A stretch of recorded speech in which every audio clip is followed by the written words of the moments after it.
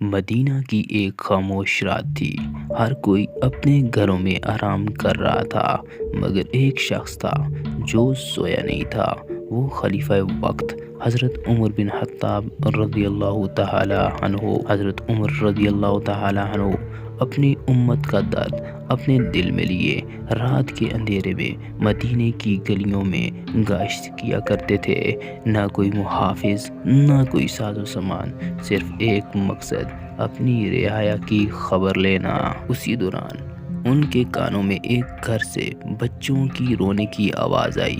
وہ رک کے غور کیا، آواز درد سے بھری ہوئی تھی۔ اندر ایک ماں تھی، چولہے پر ایک ہنڈیا چڑھی ہوئی تھی، لیکن ہنڈیا میں کچھ نہ تھا، صرف پانی اور پتھر۔ ماں اپنے بچوں کو سلا رہی تھی۔ وہ چاہتی تھی کہ بچے سمجھیں کہ کھانا پک رہا ہے۔ وہ بھوکے تھے، کئی دنوں سے کچھ نہ کھایا تھا۔ حضرت عمر رضی اللہ عنہ کی آنکھوں میں آنسو آ گئے۔ فوراً بیت المال گئے، آٹا، گھی، کھجوریں، سب کچھ اپنی پیٹھ پر رکھا۔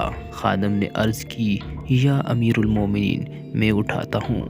مگر حضرت عمر رضی اللہ تعالیٰ عنہ نے فرمایا، قیامت کے دن میرا بوجھ بھی تم اٹھاؤ گے۔ حضرت عمر رضی اللہ تعالیٰ عنہ خود کھانا پکاتے، خود بچوں کو کھلاتے ہیں، اور جب تک بچے ہنس کر نہ سو جاتے وہیں بیٹھے رہتے ہیں، اور پھر وہ خاموشی سے واپس لوٹ جاتے ہیں۔ نہ نام، نہ شہرت، صرف اللہ کے لیے۔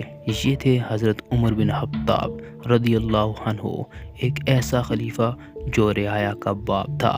ہم سب کے لیے ایک عظیم سبق ہے۔